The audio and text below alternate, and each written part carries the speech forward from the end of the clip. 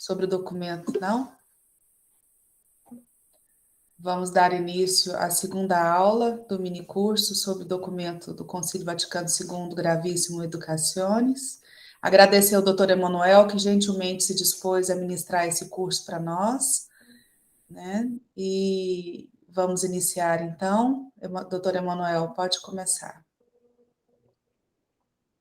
Boa noite, né? De novo. Na semana passada, a gente fez, na verdade, uma introdução, né? Uma introdução geral sobre o que é um documento da igreja, para que serve, e aonde que esse documento aqui, Gravíssimo Educaciones, ele está inserido, né? Na hierarquia da igreja, na hierarquia dos documentos, porque também tem uma hierarquia, né? Não é só questão de sair lançando documentos assim. E outra coisa importante também que a gente falou lá é que, normalmente, nós, católicos, inclusive até os padres também, já, os clérigos, né, eles deixam isso muito de lado, no sentido de considerar, ou pelo menos agir com esses documentos como se eles fossem só sugestões, né? Como se eles fossem alguma coisa facultativa. E, na verdade, não é nem sugestão, nem é facultativo. Na verdade, isso daí é lei, né? São determinações. Quando for facultativo, quando for uma sugestão, ele vai falar. É uma sugestão, é facultativo. Pode ser feito dessa forma ou dessa outra forma, né? Agora, o que é determinado ali não é uma sugestão, é uma determinação, é uma lei, né? E precisa ser cumprido de uma forma ou de outra. A forma de se cumprir, muitas vezes, fica em aberto, né? A forma de se cumprir que é a questão pastoral, que fica em aberto. Mas nem sempre é visto desse jeito, né? Aliás, na grande maioria das vezes, não é visto desse jeito. Então, esse documento é um documento conciliar, né? E hoje a gente vai entrar nele mais especificamente.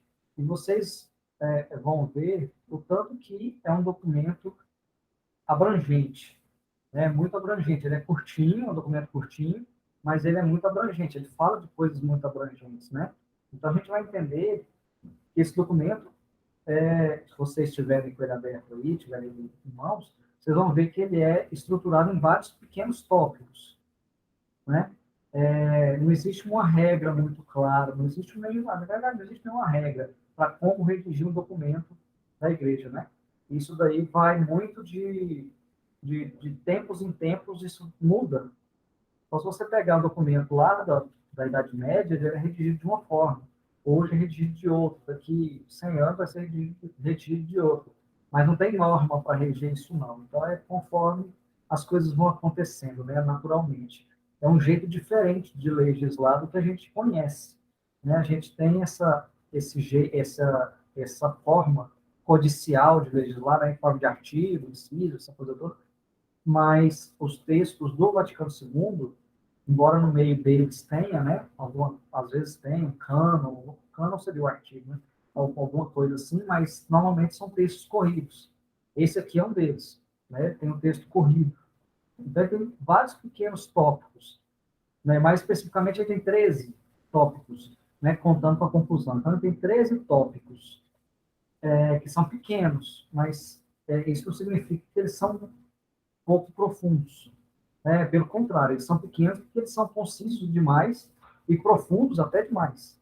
Né? Apesar de falar de termos muito abrangentes, eles são profundos até demais. Vocês vão ver que a gente vai entrar no primeiro, agora, e o tanto de coisa que a gente vai falar de 3 parágrafos. Né? O tanto de coisa que depois a gente vai falar, às vezes, de um parágrafo, esses tópicos têm. Então, hoje a gente vai pegar só poucos tópicos desses e vai deixar a grande maioria deles para o final, porque o documento é estruturado assim. Né? Ele vai do mais abrangente para o mais específico. Então, ele tem uma linha de raciocínio, não vai só jogando as coisas. Né? Então, nós vamos falar só dos 3 primeiros, que são bastante abrangentes, e depois eles vão começar a se especificar, e isso na semana que vem a gente encerra o documento inteiro, falando da maioria desses tópicos. Hoje nós vamos falar aí dos 3, 4 primeiros. Bom, então o primeiro desses tópicos é um tópico introdutório, né? Bem em cima dele já está escrito Proline, então é o tópico introdutório que vai falar sobre a importância e a atualidade. Importância e atualidade do quê? Da educação no mundo, né, claro. Então, esse tópico ele vai puxar, para começar, ele vai puxar uma reflexão que é bem complexa. Porque muitas vezes a gente não para pensar o porquê que as coisas, das coisas começarem a acontecer, e o porquê delas acontecerem em várias partes do mundo de forma igual e no mesmo tempo, né, e seguindo o mesmo sentido. Tá? A gente não para pensar isso, a gente simplesmente vê as coisas acontecendo e às vezes acha que é natural elas acontecerem assim. E ele puxa essa ideia. Né? E a gente nunca se pergunta, por exemplo, por que coisas como o divórcio, né, que começou a surgir só lá na segunda metade do século XX, e não em outros momentos históricos. Por que isso aconteceu exatamente naquele momento histórico e não antes ou depois? E, mais ainda, como que se espalhou para o mundo inteiro, a ponto de tomar quase o planeta todo, né? Quase todo, em todos os países, um pouco mais de 30 anos. Né? Isso seria um movimento natural? Como que isso seria um movimento natural? A questão do aborto, a mesma coisa. Né? Como que isso vai crescendo naturalmente no pensamento das pessoas? Então, assim, né? Isso acontece com quase tudo à nossa volta. Né? A gente muitas vezes acha que é livre para pensar, mas tem alguém pensando por nós e colocando as coisas para a gente seguir, né? E a gente está achando que o pensamento é nosso, o pensamento não é nosso. Aí o documento, de forma bem sutil e singela, ele puxa isso. De forma bem sutil e singela, ele começa a questionar isso para depois entrar em outras questões. Né? Ele não fala isso exatamente como eu falei, claro. Ia dar um PT enorme falar uma igreja, colocar oficialmente, tão claramente isso. Mas ele fala, ele começa a questionar isso. Então, claro, para poder introduzir a questão da educação. Então, a importância da educação nos dias atuais, ele vem falar sobre todas essas questões, né, de abrangência e tudo, e como que o mundo acaba caminhando no mesmo sentido, como se algo fosse natural, para poder chegar na questão da educação e como que a educação nos dias atuais, segundo esse documento, é maior que em outros momentos históricos. Né? Será que é uma casualidade hoje todo mundo achar que a educação é algo tão importante, dar tanta importância para a educação? Isso é normal? É o caminho natural das coisas ou não? Né? Então, isso parece que é inegável que hoje a educação tem essa importância tão grande em todos os lugares, em praticamente todos os lugares do mundo.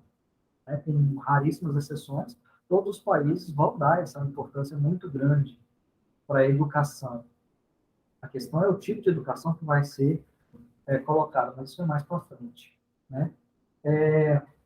Então, isso acontece, na verdade, especificamente na nossa educação, isso acontece porque um grande desenvolvimento técnico de produção, isso ele fala, né, mais claramente aqui, que um grande desenvolvimento de técnicas de produção aconteceu. E com isso, sobra mais tempo livre para a instrução das pessoas, né, dos homens, com a mesma ou maior produtividade do que tinha antes. Né? Então, eles têm mais tempo para isso. E aí, dessa forma, o homem se instrui mais, se aprofunda cada vez mais em questões que antes ele era alheio. Né? Ele não se importava muito, como é o caso, por exemplo, de política e economia. Então, a gente não é à toa que a gente vê hoje uma humanidade como um todo tão politizada.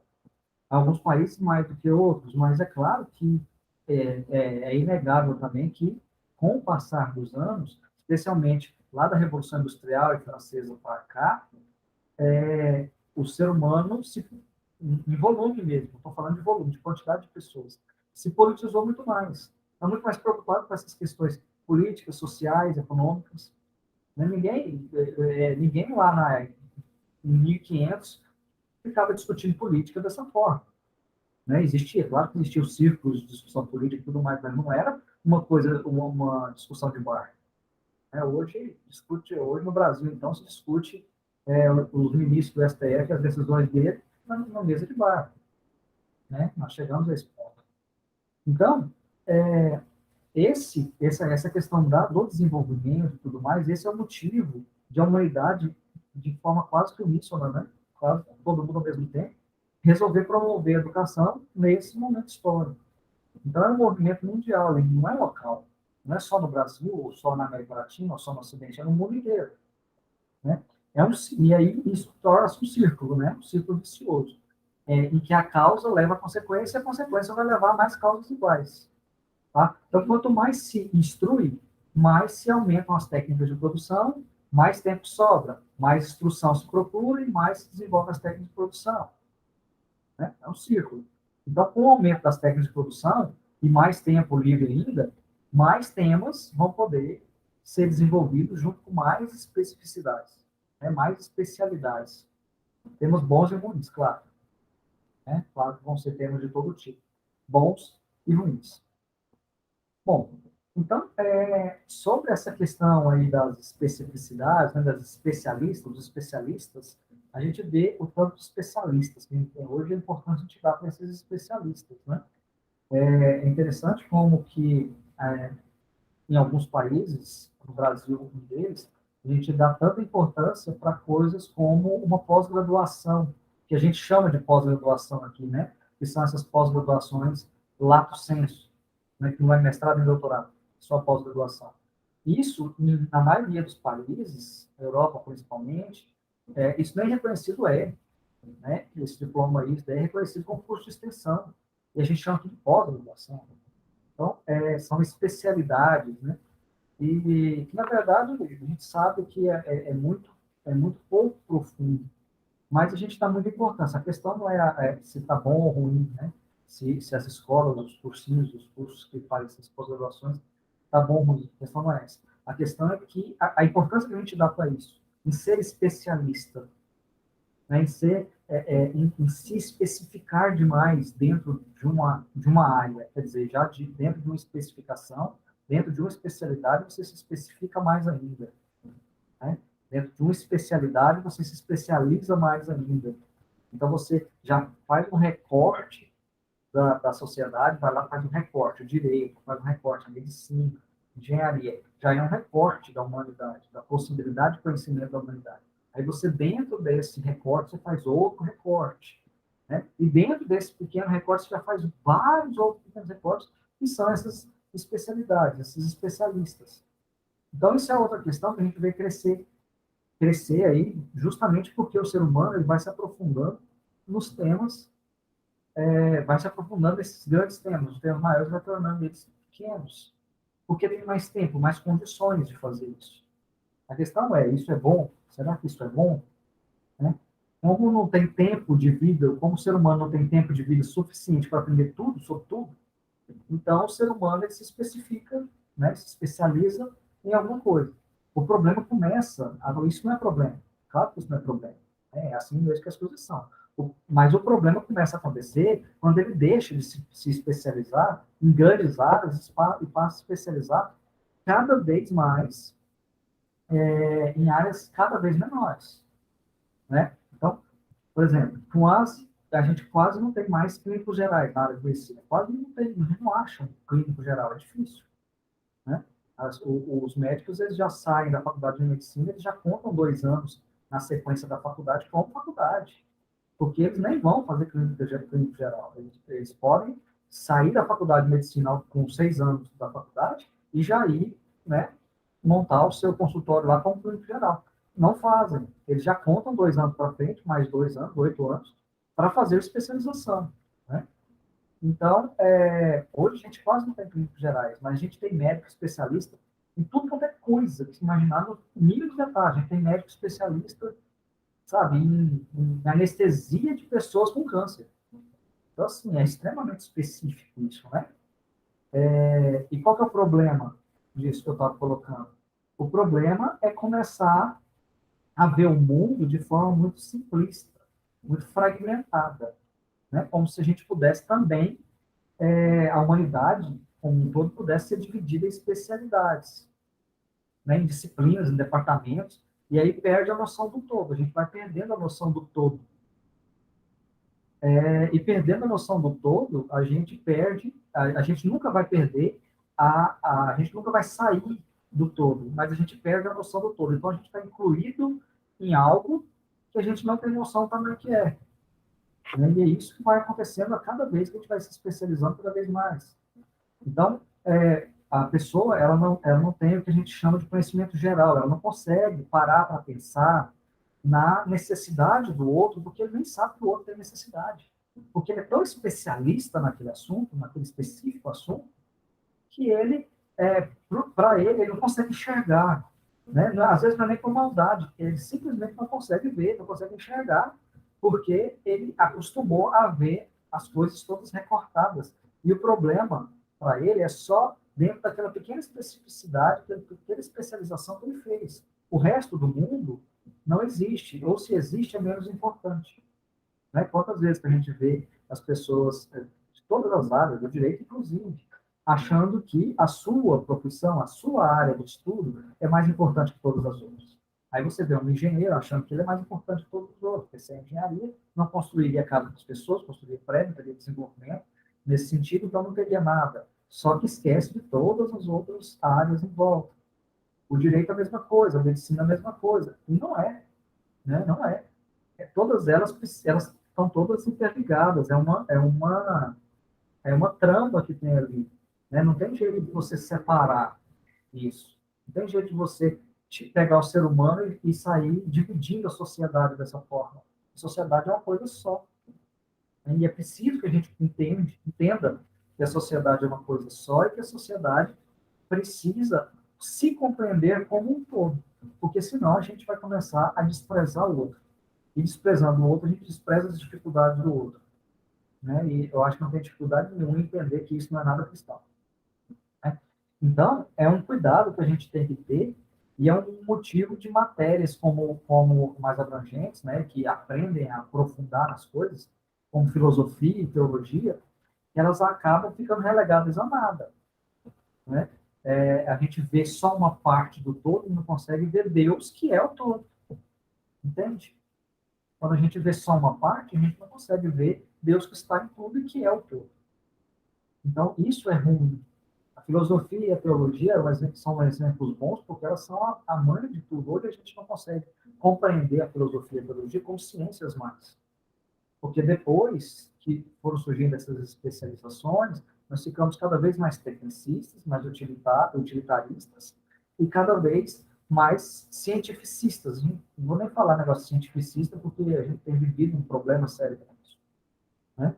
Então, a gente não consegue mais ver a ciência como...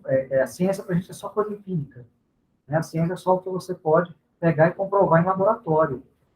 E aí, quando você fala que uma pessoa formada em direito é cientista jurídico, por exemplo, soa ruim ao ouvido de pessoas que trabalham com ciência empírica. Né? Não entende que a ciência jurídica é uma ciência. O que é uma ciência? Né? Não entende que a ciência da filosofia é uma ciência. Não é isso que estuda na faculdade. Né? Isso que estuda a filosofia, o curso de filosofia da faculdade, não forma filósofos. Ali se estuda a história da filosofia. Né? Não se aprende a pensar, se aprende a entender o pensamento dos filósofos. Né? Para ser filósofo não precisa fazer faculdade. Apesar que formado em filosofia acaba sendo chamado de filósofo. Mas não é, né? E eles sabem disso. O teólogo é a mesma coisa.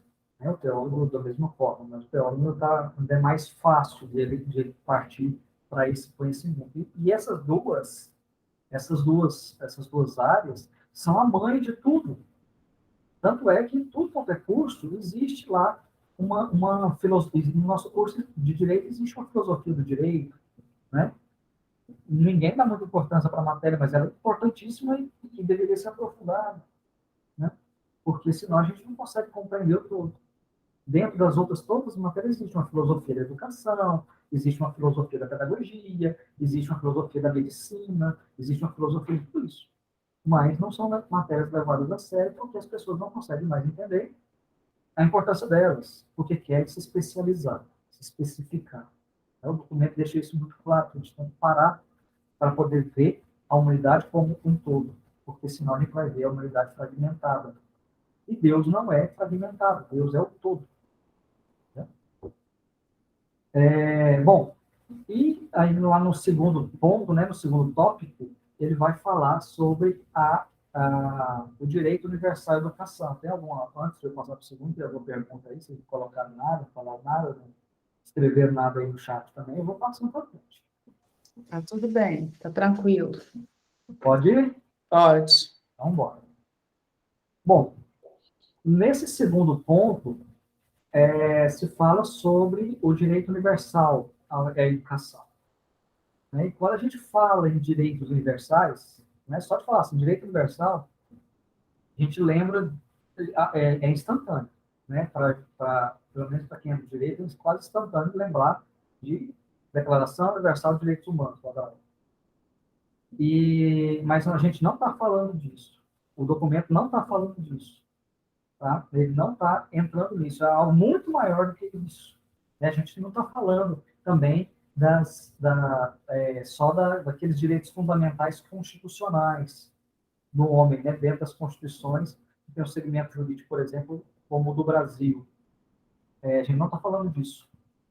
Tá? A gente está falando de direitos naturais, de maior ou de menor importância, mas direitos naturais. Né? Justamente por serem naturais, naturalmente os legisladores vão colocar esses direitos nas legislações, seja a legislação da ONU, seja nas constituições nacionais dos países, mesmo que não seja lá muito, que esses legisladores não sejam lá muito instruídos no que vem a ser direitos naturais, né? Mesmo que eles ataquem o estudo e desenvolvimento do direito natural, que não é incomum hoje em dia.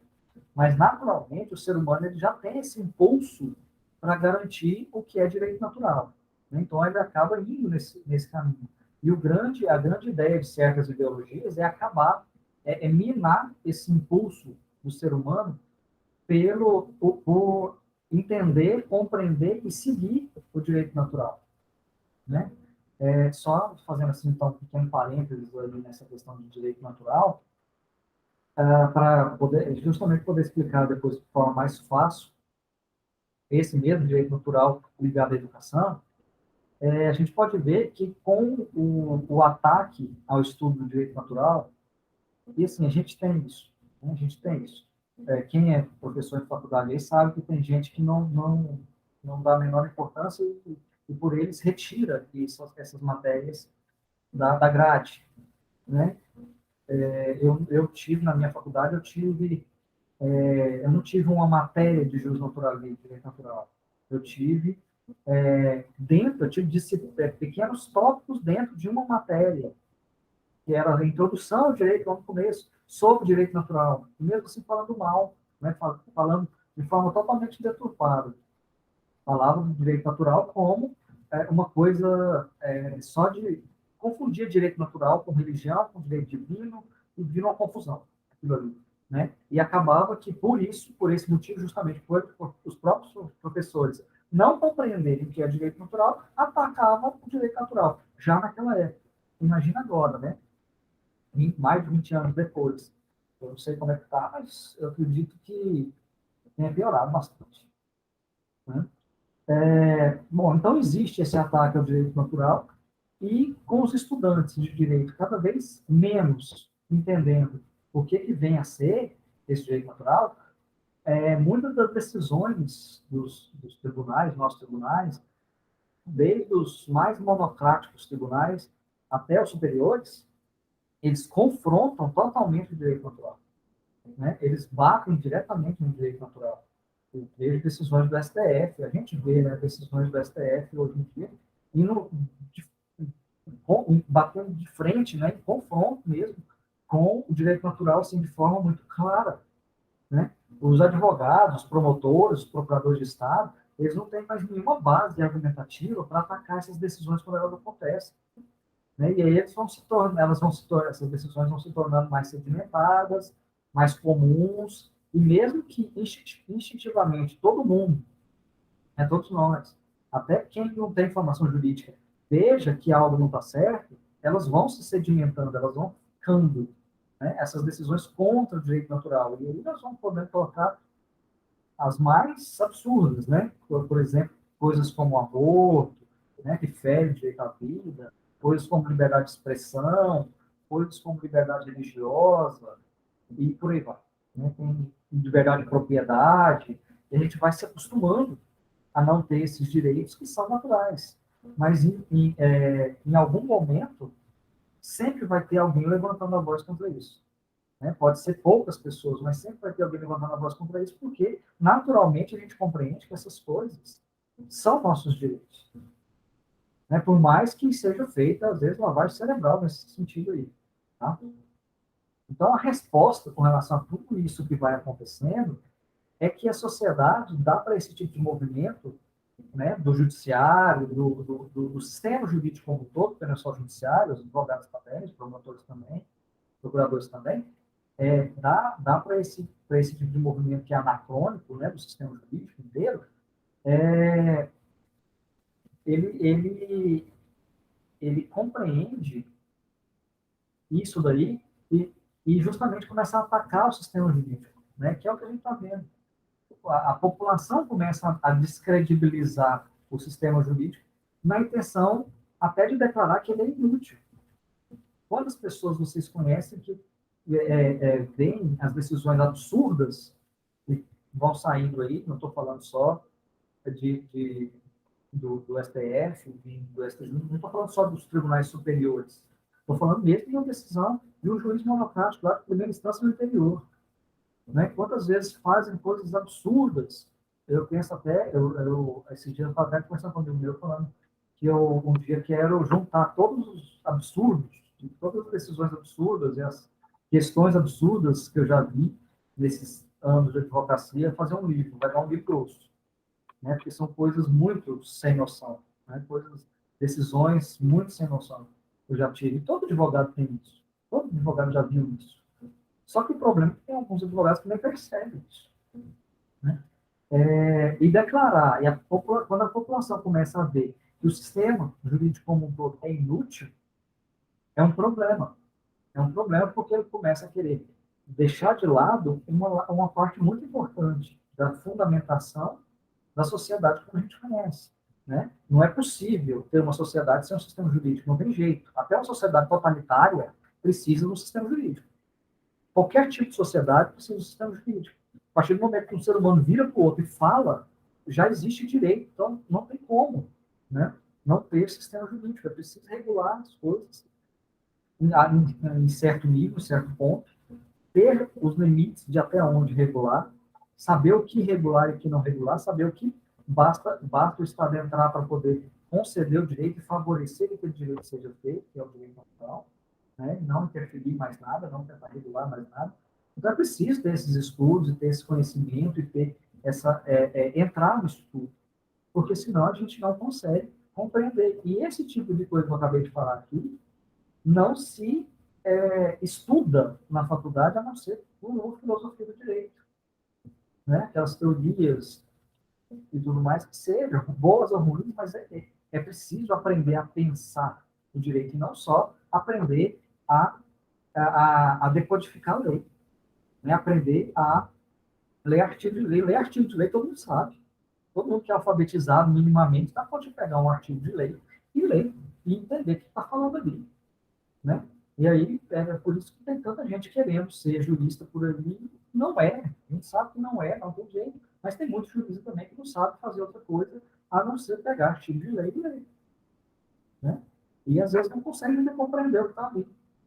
Então, não dá, as coisas não são assim, é preciso aprofundar para poder não ficar tão especialista nas coisas. Né? Bom, então, fechando esse parêntese, né, fechando isso aí, esse parêntese longo que eu fiz, voltando à educação, com relação à educação, é mais ou menos a mesma coisa, né? Eu coloquei nesse parêntese aqui. Quando a gente não vê na educação um direito natural, um direito inerente ao ser humano, um direito que vem com a vida do ser humano, com o nascimento dele, mas sim uma obrigação do Estado, aí os problemas vão vir com certeza. Né? Justamente porque não se sabe o fim que se deseja com a educação. Qual que é o fim da educação? quando é o Estado que cuida da educação? Qual é o fim da educação? Qual é a finalidade da educação? Para que serve a educação quando é o Estado que é laico, e laico no sentido certo da palavra, né? Um Estado que não interfere na religião? Qual que é a finalidade ali daquela educação? Para que serve aquela educação? Porque a educação, ela tem um fim certo, ela tem um fim determinado, né? Um fim de alcançar, o fim dela é alcançar o entendimento das coisas mais elevadas, tá? E aí eu acho que não tem muita dificuldade. Claro que a educação tem o fim de alcançar as coisas mais elevadas. E aí não é difícil entender que o que são essas coisas mais elevadas? Né? As coisas mais elevadas são as coisas divinas. Né? Então, alcançar as coisas mais elevadas significa, como fim último, como finalidade última, a salvação em Deus. O conhecimento das coisas divinas significa seguir as coisas de Deus para alcançar a salvação em Deus. Por uma questão de simples lógica, a gente conclui que a educação busca levar a Deus e, consequentemente, a salvação. O Estado vai poder ter condições de chegar a essa conclusão? O Estado vai ter condições de fazer alguma coisa parecida com isso? Então, fica muito bem explicado por que a educação para o Estado é algo utilitarista e algo tecnicista. Né? A intenção para o Estado, o que é para o Estado a vida? A vida é isso aqui, pronto, acabou. Né? Então, a partir do momento em que o Estado entra nisso daí, a finalidade do Estado é só criar uma sociedade cada vez mais técnica e cada vez mais utilitarista. Utilitarista no sentido de que nós vamos estudar para fazer certa coisa. Nós vamos estudar para... nós vamos estudar para formar engenheiros para construir prédios. Nós não vamos estudar para poder chegar a conhecimentos elevados e no caminho a gente constrói os prédios. Porque a sociedade precisa disso, ela vai viver melhor assim e vai atingir melhor a Deus assim. Não. É para ter um desenvolvimento econômico e aquelas pessoas, naquele momento, usufruírem daquilo e pronto, acabou. O Estado vai ter isso em todas as áreas. Né? Em todas as áreas. Vai ter o ser humano que estudou como uma ferramenta para que a sociedade cresça no sentido que ele quer. Tá? Então não fica difícil também entender a cabeça de ideologias como o socialismo, que quer definir comunismo, né? Igual na União Soviética, eles definiam quem ia ser o quê. Porque se não existe essa finalidade mais elevada de achar as coisas divinas, da salvação e tudo mais, e é utilitarista, e é para a sociedade, então por que o Estado, que na visão deles é o que representa a sociedade, não pode virar e falar, você não vai ser o médico que você quer ser, você vai ser o engenheiro que nós precisamos agora. Porque nós precisamos disso agora, nós precisamos de médicos, nós precisamos de engenheiros. Ou então nós não precisamos de historiadores, para que historiadores? Nós precisamos de médicos, nós precisamos de engenheiros, nós precisamos desse tipo de desenvolvimento. E aí vai cerceando as liberdades das pessoas por conta desse tipo de pensamento na educação, que surge lá na educação de forma utilitarista. Né? De forma utilitarista, usando só a técnica para poder chegar a alguma coisa. Entende como é importante parar para pensar a origem das situações, o porquê que a gente está aqui desse jeito, dessa forma? A igreja faz isso de forma muito magistral. Né? Ela faz isso de forma muito boa, muito bem feita. Porque, como dizia São Paulo VI, né? a igreja é uma perita em humanidade. A igreja é perita em humanidade. E ela, sendo perita em humanidade, ela consegue falar de todas essas coisas. E ela só consegue falar de todas essas coisas por dois motivos. Primeiro motivo, porque a igreja tem 2.000 anos de história e não existe nenhuma instituição no mundo que tenha sobrevivido tanto tempo. Instituição, não. Tá? Então, ela consegue ver as coisas de forma muito mais abrangente. E, segundo, porque ela tem o Espírito Santo. né? Ela é divina. Então, é possível fazer isso. Bom, é, então, já reparei até onde é que eu estava aqui. A educação, então, tem um fim de alcançar, levar as coisas elevadas, alcançar, levar a Deus e, consequentemente, a salvação. Tá. E qual que é o problema atual, então? O problema atual é buscar a educação com fim na própria pessoa, na sociedade. Foi o que eu acabei de dar o exemplo lá do que acontecia na União Soviética, que acontece nos países socialistas. Né? A pessoa não tem direito nem de escolher o que ela quer, porque a sociedade precisa do que nesse momento? A sociedade precisa nesse momento de engenheiros, a sociedade precisa nesse momento de, sei lá, de professores, precisa nesse momento de médicos. Então, você não tem direito de escolher, porque é a própria sociedade que vai dar essa linha de raciocínio, dar o porquê das coisas, porque justamente é utilitarista. Tá? Então, o problema é que a sociedade ela se corrompe. Né? A sociedade se corrompe, o Estado, não vou nem falar, né? Não preciso nem dizer, o Estado se corrompe, e se corrompendo, a partir do momento que ele rege a educação dessa forma, e que a educação não está servindo mais para atingir as coisas elevadas, mas sim para uma questão utilitarista, ele acaba corrompendo a educação também. O que a gente vê hoje? O que a gente vê hoje na educação? Como um todo, generalizando mesmo. O que a gente vê hoje na educação? Uma corrupção geral dos fins últimos. Né? Ninguém quer fazer uma faculdade para adquirir conhecimento. A gente quer fazer faculdade para poder ter um diploma. A gente quer fazer faculdade para poder ter um papel do MEC. Né? A gente quer fazer a faculdade para poder ter esse reconhecimento dessa forma. Não vai poder adquirir conhecimento. E aí, como que isso vai dar certo? E de que forma que isso tem condições de dar certo? Né? Não vai dar certo. Não tem condições de dar certo. Então, a partir do momento que há essa corrupção da sociedade, da sociedade e do Estado, e, consequentemente, da educação que está sendo regida pelo Estado, não tem jeito de a gente seguir no raciocínio de uma educação realmente cristã, de uma educação que realmente vai ajudar a chegar às coisas mais elevadas. Então, a pessoa, ela se corrompe e corrompe a própria educação que ela recebeu. Isso acontece porque a pessoa não vê um fim último na educação que é justo, mas sim ela vê um fim último na educação que é o próprio desenvolvimento e desenvolvimento social, só isso, mais nada. Né? E desenvolvimento por desenvolvimento é possível desenvolver para qualquer lado. Né? Não só em direção a Deus, mas para qualquer lado. Como é que a gente vai saber para que lado vai haver esse desenvolvimento, então? Foi nesse sentido que surgiram teorias e práticas que levaram a humanidade aí a finais horríveis, né? Sentenças terríveis. Nazismo, fascismo, socialismo, liberalismo, alienismo, antissemitismo e tantas outras ideologias aí foram terríveis para a história. Essas pessoas que criaram, que idealizaram isso tudo aí, essas pessoas, elas eram e elas são ainda, as que estão vivas, elas são extremamente bem instruídas. Né? Não faltou educação para essas pessoas. Faltou entender a finalidade da educação. Falar que Hitler era pouco instruído não era de jeito nenhum. Ele se gabava de ler um livro por dia.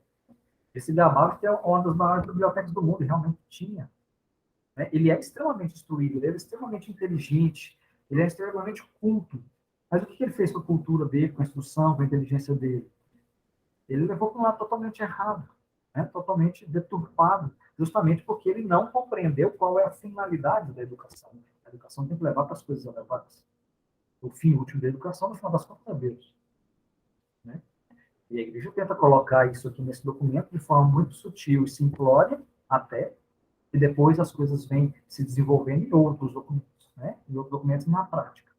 Mas aqui ela tinha que dar as diretrizes gerais, e às vezes você está lendo o documento e nem está vendo esse tanto de coisa que eu estou falando aqui. Mas é porque ela dá as diretrizes gerais e depois entra em outros documentos, vai entrar nesses pontos, falando exatamente isso. E para compreender isso, é preciso parar e estudar. Né? É preciso parar e tentar compreender isso tudo, estudar e verificar e aprender isso. Porque senão a gente vai ficar só dentro do que os outros falam e do que os outros entendem. E os outros falam e entendem sem também ter compreendido isso aqui. Ou seja, eles falam e entendem conforme a cabeça deles e a gente fica na mesma situação. Então, para entender mais facilmente ainda a situação aqui, a educação ela pretende a formação da pessoa humana de forma integral.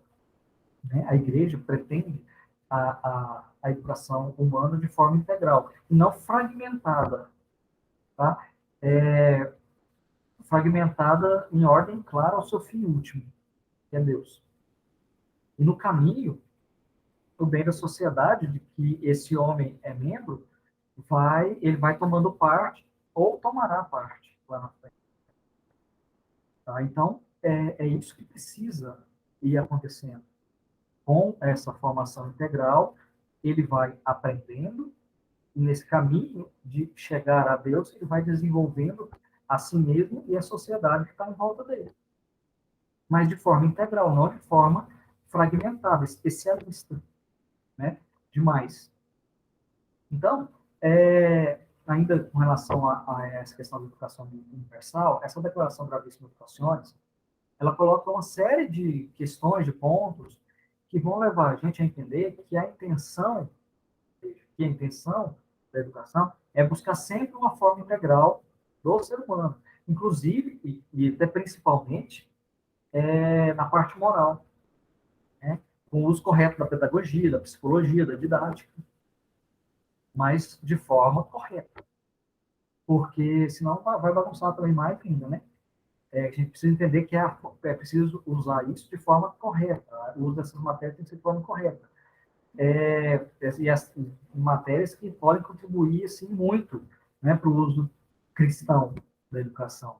E distanciar, não pode ser contaminado, tem que estar distante das ideologias, sejam elas quais forem.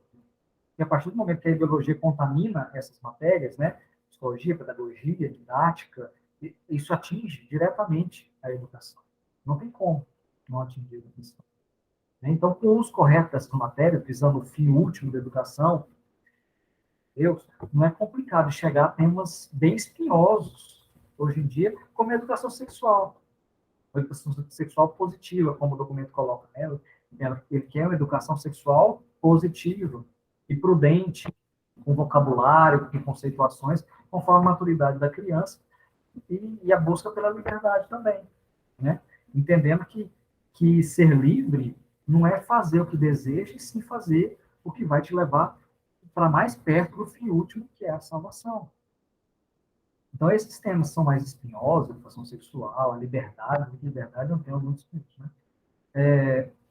Elas podem ser faladas na escola, assim, sem problema, desde que não tenha contaminação ideológica. Se você tiver contaminação ideológica, vai ter problema. Sempre vai ter um grau de contaminação ideológica, sempre vai ter um grau de contaminação ideológica, sem dúvida.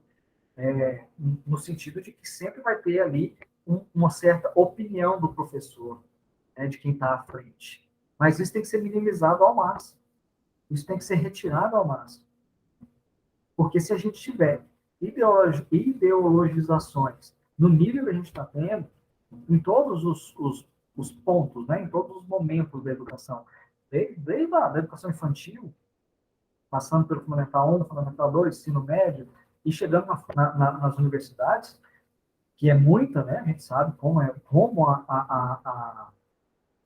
essa ideologização na faculdade é forte, não tem como dar certo, não tem como funcionar. Tá? Então, a liberdade de escolha, ela não caminha, não significa caminhar por qualquer caminho, sem a devida prudência, né, claro, e sem buscar o que é devidamente bom. Porque senão, se a gente não caminhar pelo caminho com prudência, o caminho que a gente escolheu, né, com prudência e buscando o que é devidamente bom, isso não é liberdade, isso é escravidão. Tá? Bom, então a declaração ela ainda coloca que é um direito básico do ser humano que tenha acesso à compreensão de valores morais e conhecimento de Deus, né? Então você está vendo, ele vai afunilando, né? Ele vai chegando nos pontos que a gente quer. Então ela coloca, né? Que é um direito básico do ser humano esse acesso e a compreender os valores morais e o conhecimento de Deus. Mas, e mais para frente a gente vai ver como ele indica fazer isso. Hoje não, só na outra. Que é algo que parece muito amplo, né? Muito difícil, inacessível atualmente, de tanta interferência política e ideológica que a gente tem na educação. Mas não é. Né? Não é tão difícil, tão impossível, tão inacessível. É possível, sim. Bom, e no terceiro ponto, que é o último que nós vamos falar hoje, ele fala bem rapidamente mesmo, é um parágrafo. Ele fala rapidamente sobre natureza e fim da educação cristã. Né? Então, lá em cima, ele deu umas pinceladas sobre essa questão do fim da educação cristã. Eu já falei um monte de coisa sobre o fim da educação cristã e não precisa repetir. Né? Mas aqui ele coloca um ponto específico sobre isso. E é curtinho justamente porque lá em cima ele já falou um monte de coisas. Né? Então, como eu já mencionei aqui, sobre o fim, sobre a finalidade da educação como um todo, o documento também já compreendeu que não tinha necessidade de ficar aprofundando mais nisso, que já foi entendido, já foi falado, já foi explicado, já foi destrinchado aí. Então, aqui ele entra já especificamente na natureza e no fim da educação para os cristãos, não para todos, mas para os cristãos. Né? Inclusive não cristãos, se for o caso, mas também para os cristãos. Então, primeiro, ele coloca que a educação cristã é direito de todo cristão. Tá? Então, é um direito do cristão. Não é assim uma concessão do Estado, não é uma concessão de ninguém, de quem quer que seja. Não, ninguém tá dando porque é bonzinho. É um direito das pessoas terem essa educação cristã. Né? E o cristão é entendido como todo aquele que é validamente batizado. Né? Isso, acho que está claro. Isso significa, então, que se trata de um abuso de direito, quando não acontece, né? Não existe esse direito, não é possibilitado esse direito, ou quando acontece um bloqueio, né? Um impedimento dos países, dos estados, não permitindo acesso a esse tipo de informação. Tá? Aqui, eu nem estou falando de educação pública, tá? Eu nem estou falando disso, de acesso a esse tipo de informação cristã na educação pública, nem é isso que eu estou falando, apesar de a gente saber que o Acordo Brasil-Santa Sé coloca esse direito, e ele foi aprovado pelo Brasil, né, pelo Congresso Nacional, foi aprovado, e que na Constituição existe essa possibilidade, e que no ECA, né, no Estatuto da Criança e do Adolescente, existe essa determinação, e que o próprio STF, olha só, o próprio STF, em outros tempos, já julgou que é possível, sim, ter esse tipo de educação cristã, e de outras religiões também, mas cristã, que é o que interessa para a gente, dentro das escolas públicas. Mas eu nem estou falando de escola pública. Eu nem estou falando de escola pública. Afinal de contas, como eu falei na aula passada, a educação pública é algo que isso é meu entendimento, de tantos outros, mas é meu entendimento também, de outras pessoas. Mas a educação pública, como eu mencionei lá, é algo que deturpa, né, o sistema educacional de uma forma que não é possível cobrar coisas básicas como educação integral, que envolva questões morais e religiosas. Como é que você vai chegar na escola pública e querer que ali dentro se fale e envolva questões morais e religiosas com o nível de ideologização que tem? Ah, mas isso é só agora, antes não tinha. Sempre teve. Sempre teve. O Estado não tem como não ter. O Estado não tem como não ter isso. Porque o Estado ele vai conforme a cabeça do governante. Né? Ou, pelo menos, do grupo que manda ali. Né? O governante, nem sempre. Às vezes, nem sempre o governante consegue impor o pensamento dele, e ele tem que ser regido por outras tantas pessoas ali que já mandam no negócio há muito tempo. Então, não tem jeito, não tem como. Não tem como você colocar na escola pública para falar desses temas, de uma forma geral. Não. Um professor ou outro pode fazer, um professor ou outro que tem consciência disso pode fazer e deve fazer, mas, como um todo, como plano, como política pedagógica do colégio, do sistema, da rede de ensino, não tem como. Não tem jeito. É impossível. Né? Então, na verdade, o que eu estou falando aqui é de um direito a todos os cristãos de criar meios, de criar que que sejam as escolas, que esses meios sejam as escolas, né, o meio mais comum, mas de criarem meios, de criarem escolas para eles disseminarem essa educação cristã. Tá? O Estado não pode, ele não pode colocar empecilho nisso, colocar dificuldade nisso. Aí vocês podem dizer que essa possibilidade já existe, né?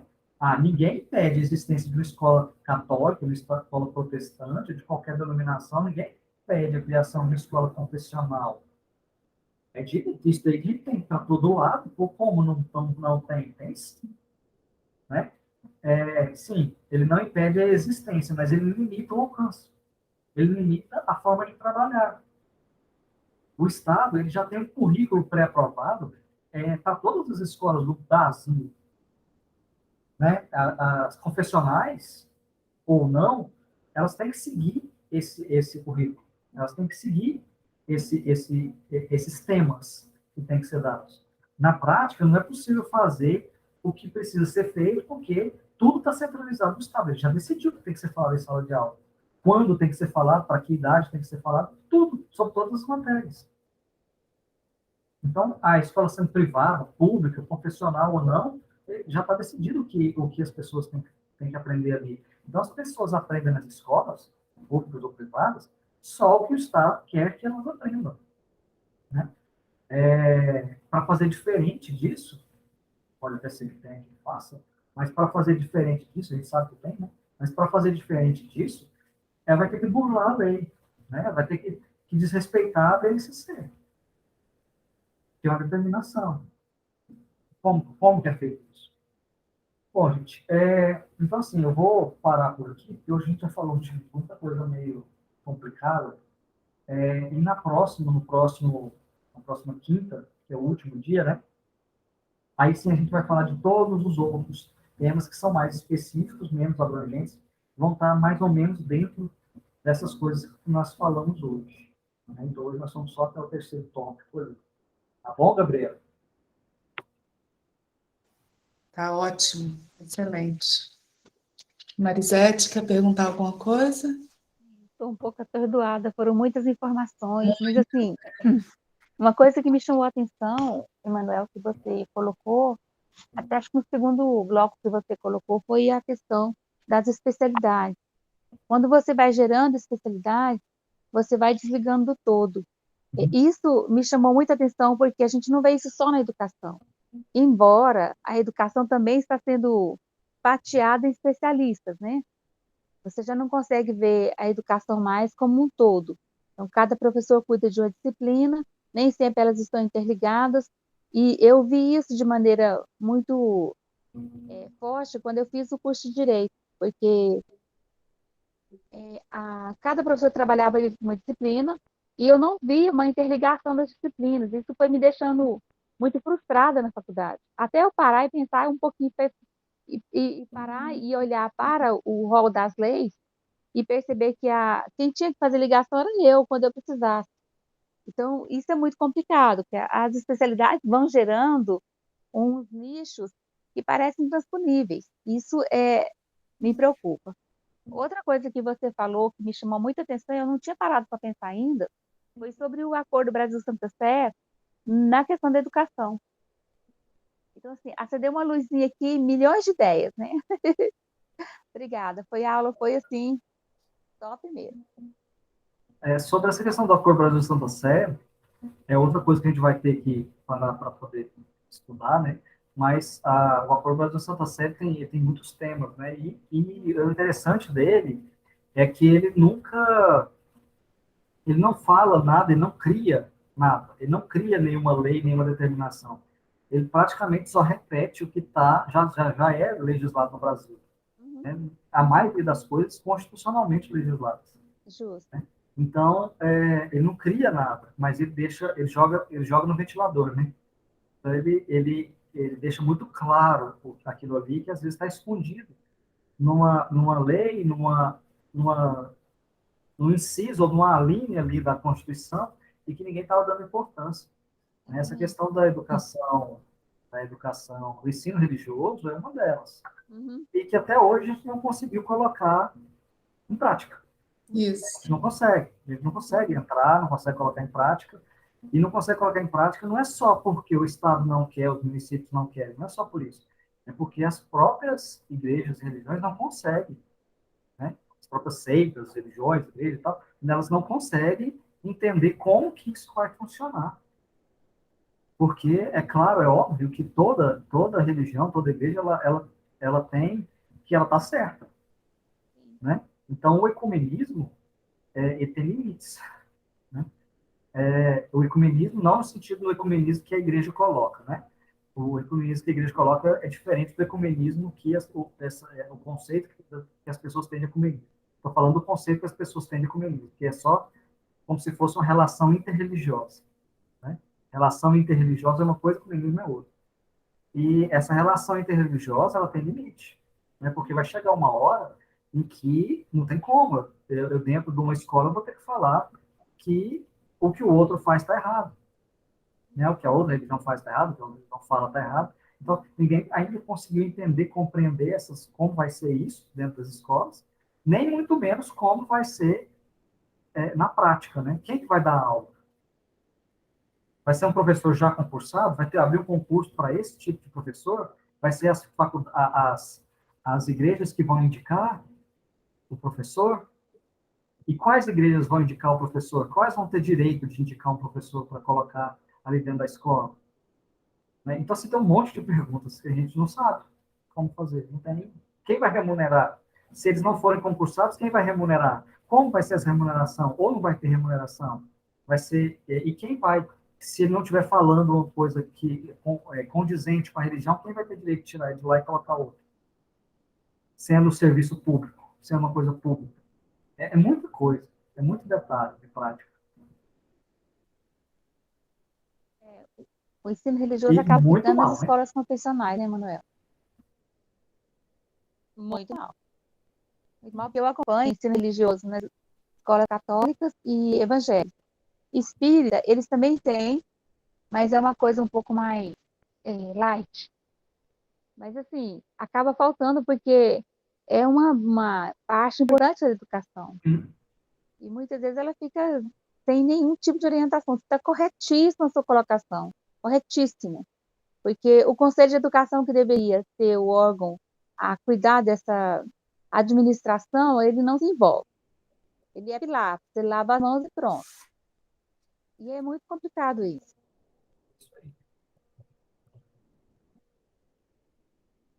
Depois pedi para o padre Cristiano voltar e fazer aquela palestra novamente, porque ele vivenciou aqui no estado, né, aqui no município, não sei, Sim, uma experiência que ministravam o ensino religioso no ensino público.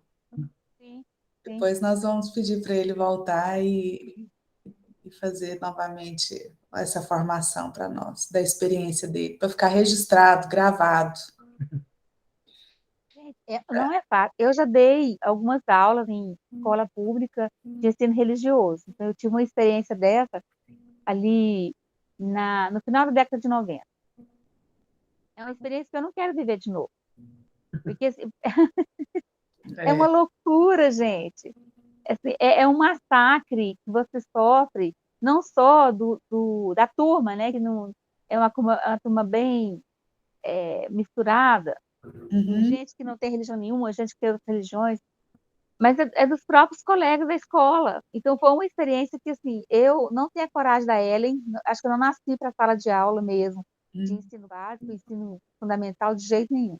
E era turma de terceira série. Eu Nossa. acho, não, foi assim, foi para a vida. Eu falei, não, não, E não, assim, não, no final da década de 90, né? isso, Então, Foi embora. hoje as coisas pioraram muito. É. sim, Agora não fazia seria ideia. impossível. Eu não Né? sei se eu entraria de novo, porque assim, eu peguei uma turma no finalzinho da década de 90 ali, virando para o ano 2000, mas foi uma experiência desafiadora e assim, de assunto que... E detalhe, Manuel, detalhe, a gente recebia o plano de aula, você não podia elaborar o plano de aula, então você tinha que trabalhar, e quando eu não concordava com alguma coisa, era um perrengue, né? Aí eu, sabiamente, aquilo que eu não concordava, eu nem ministrava, deixava fora. ia ali do jeito que dava para levar aqueles meninos. Nossa Senhora, fácil não. Mas, enfim, sobrevivi. É, Eu acho que a experiência do padre Cristiano é mais recente, não é, Gabriela? Já é nos anos 2000, né? eu acho que é, eu não lembro mais, ele falou a época, mas eu não estou me recordando. Eu acho que é a partir dos anos 2000. E não foi uma experiência muito longa também, não, Uhum. por alguns poucos anos, A né? E experiência logo, dele é muito rica. mas deu certo. Foi Uhum. um modelo que deu certo. Tá bom, mais alguma dúvida? A Ellen, a Luciene? Não? Então, Então, podemos né? encerrar.